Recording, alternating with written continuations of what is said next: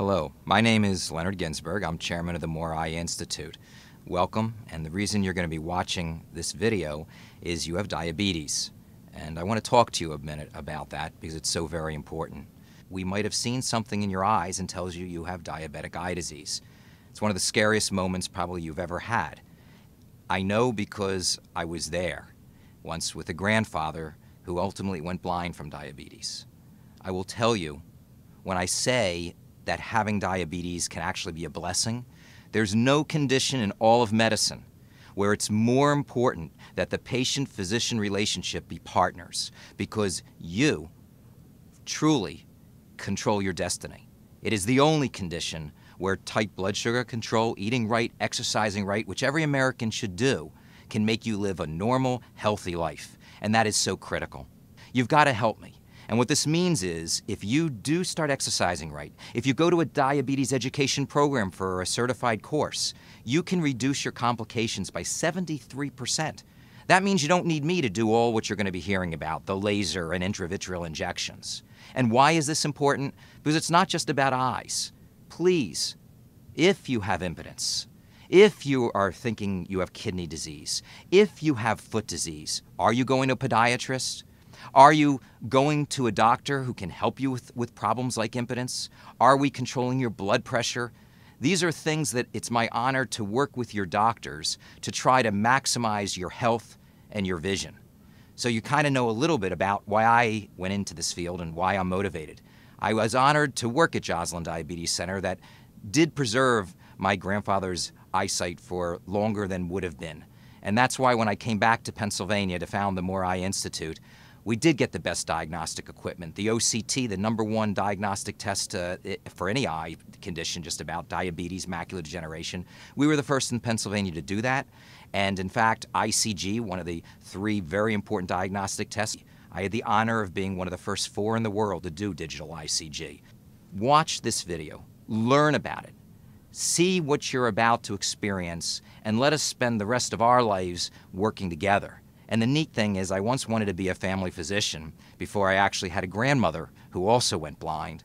And the reason was, I get to follow patients from the beginning to the end. It's just not about a quick surgical technique. I so enjoy getting to know my patients, being there, being with each other, sharing our good times and our pain. But let it not be a lot of pain. Let it be instead where this is the first day when you start saying, let me take the advice of my family physician or my endocrinologist and let me get my blood sugar under control. And if you do that for us and you do that for your family, then if we at More can work with you to preserve your eyesight, just your most precious gift, then I've done what I want to do. And that's to be really getting to know my patients and helping them every way I can. So thank you, and please at the end of this, if you have any questions, all of our staff have been trained. We have a fabulous retina group of many doctors, and we're there to answer your questions. Thank you.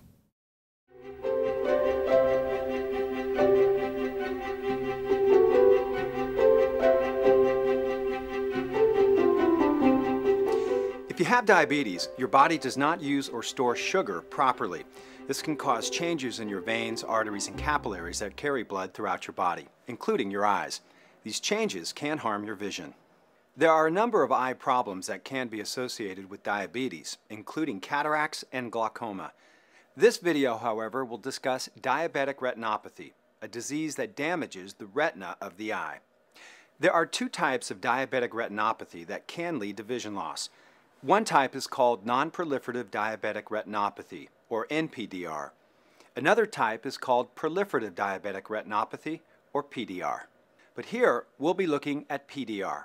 We'll meet people who have PDR, talk about how it occurs and what you and your ophthalmologist can do to control the progress of this disease and how to prevent vision loss. First, to understand diabetic retinopathy and how it affects your vision, let's take a look at how the eye works. Light rays enter the eye through the cornea, pupil, and lens. These light rays pass through the vitreous, a clear gel-like substance that fills the middle of the eye. The light rays are focused on the retina, a light-sensitive tissue lining the back of the eye.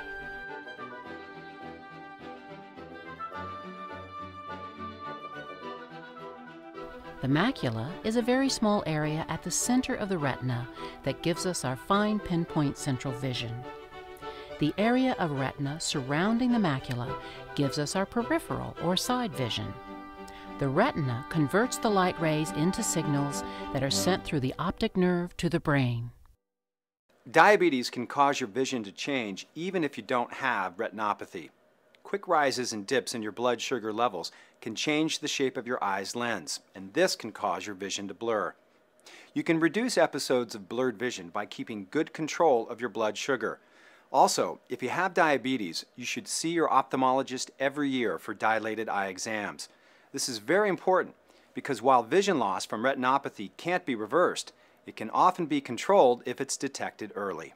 I have had diabetes for at least 10 years, maybe even a little more. I have had eye issues for about 3.5 years. I had diabetes somewhere 8 to 10 years, and it was a fairly rapid increase number of floaters to the point where it got to the, it was mixing together so like a large dark cobweb covering my eyes so that you can see a little light through it. And I did go to the retina specialist, and he did do the test, and he diagnosed me with the diabetic retinopathy. Proliferative diabetic retinopathy, or PDR, is a stage of diabetic retinopathy where abnormal blood vessels begin to grow on the surface of the retina or the optic nerve. This is called neovascularization. With PDR, many blood vessels in the retina close, preventing adequate blood flow to the retina. The retina responds to this problem by trying to grow new blood vessels. However, these new abnormal vessels do not provide proper blood flow.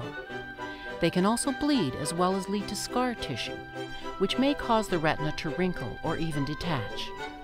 If similar vessels grow abnormally in the front of the eye, they can block the drainage channels of the eye and cause high pressure and possibly glaucoma. Both your central and side vision can be affected by PDR. During your eye exams, your ophthalmologist will likely do a diagnostic procedure called fluorescein angiography. This procedure allows your ophthalmologist to see both normal and abnormal blood vessels. Here's how it works. With fluorescein angiography, a small amount of yellow dye is injected into your arm, where it circulates through all the blood vessels in the body, including those in the retina. A special camera is used to take a series of pictures of the retina. Any abnormal blood vessels will be evident in these images.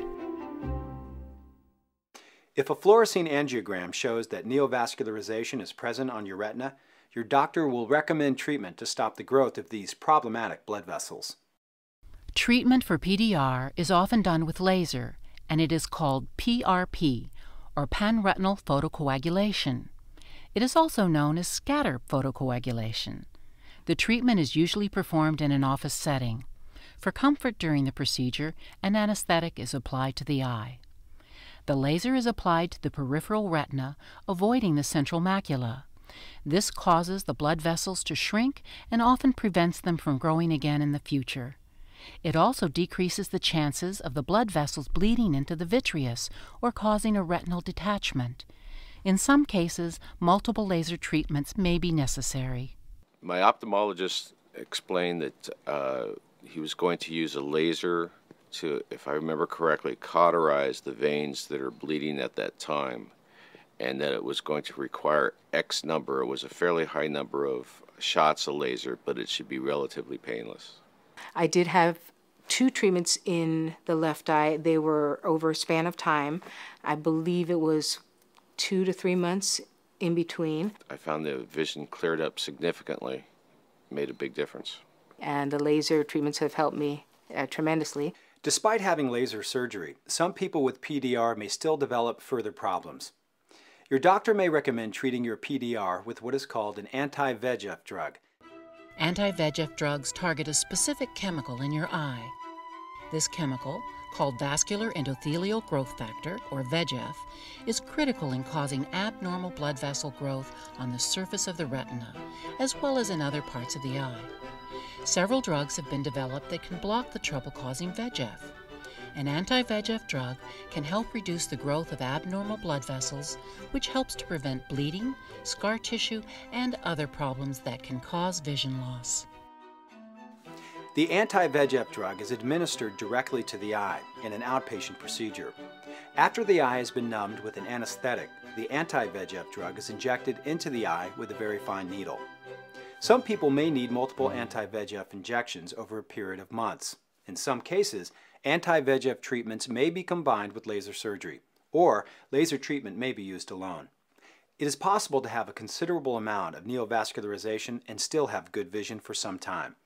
That means that neovascularization may not be caught early enough and serious problems can occur. For instance, the abnormal blood vessels can bleed into the vitreous, the clear gel in the middle of the eye. This bleeding, called a vitreous hemorrhage, can prevent light rays from reaching the retina. One day at work, I noticed kind of a black line, or what I thought was a floater, in my right eye. And then I immediately went to the ophthalmologist, who did a test and said that there was bleeding in the eye, and he recommended that I go to a retina specialist and have it looked at. A vitreous hemorrhage may not cause permanent vision loss. If it's small enough, you may only see a few new dark floaters. But in some cases, the hemorrhage may be large enough to block out all vision except light and dark. If the blood clears on its own by absorption, some or all of your vision may return. If the vitreous hemorrhage does not clear on its own, it can make further examinations of the retina difficult. If a patient has a severe hemorrhage, a fluorescein angiogram will not work. One technique your ophthalmologist uses to see through the hemorrhage to the back of the eye is ultrasound. Ultrasound imaging is used to create a picture of the retina. Sound waves are sent through the eye and bounce back. A computer is used to read the returning waves and build a picture of the retina. From these images, your ophthalmologist can determine if surgery is necessary. If the hemorrhage is too large or too slow in clearing, or if your ophthalmologist discovers retinal scarring or detachment, a procedure called a vitrectomy may be necessary. After laser treatments, I was able to see quite a bit better in a short amount of time. But before too long, the floaters reappeared, the spiderweb type quality reappeared, and my doctor suggested that it was time to look into having a vitrectomy. Vitrectomy surgery is usually performed in the operating room on an outpatient basis. An operating microscope and small surgical instruments are used to enter the inside of the eye. Blood and scar tissue are removed.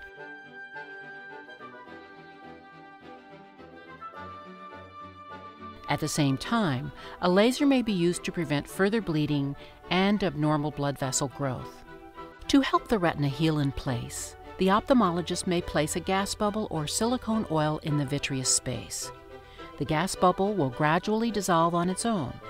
Removal of the silicone oil requires an additional procedure. Use of a gas bubble or silicone oil is reserved for eyes with retinal detachment or advanced scar tissue. After vitrectomy, the results of your surgery may not be apparent for months. My vision improved vastly, and the recovery was quick and painless, and the biggest problem was remembering all the different drops to put in for the next X number of weeks. It should be remembered that the main goal of treatment for diabetic retinopathy is to prevent further vision loss. If you treat retinopathy early, it's not likely that total blindness will occur. Remember, treatment does not cure diabetic retinopathy, but it is often effective in preventing further vision loss. I was one of those people that thought, not me, it's not going to happen to me. I ignored things for a long time. If I had gotten regular checkups, perhaps it could have been diagnosed earlier, and if you are getting regular checkups and taking care of yourself, managing your diabetes, you can avoid all kinds of health issues and just not have problems. Most people with diabetes can retain useful vision. It's important to remember that you can significantly lower your risk of vision loss by maintaining strict control of your blood sugar and any medical conditions. You must also know that diabetic retinopathy can still occur even if your blood sugar is controlled. That means that you should see your ophthalmologist at least once a year, or more frequently, as recommended by your eye doctor, even if you're not having any visual symptoms. Also, if you have any changes in your vision, you should call your ophthalmologist right away. To find out more about diabetic retinopathy and how to maintain your vision, talk with your ophthalmologist.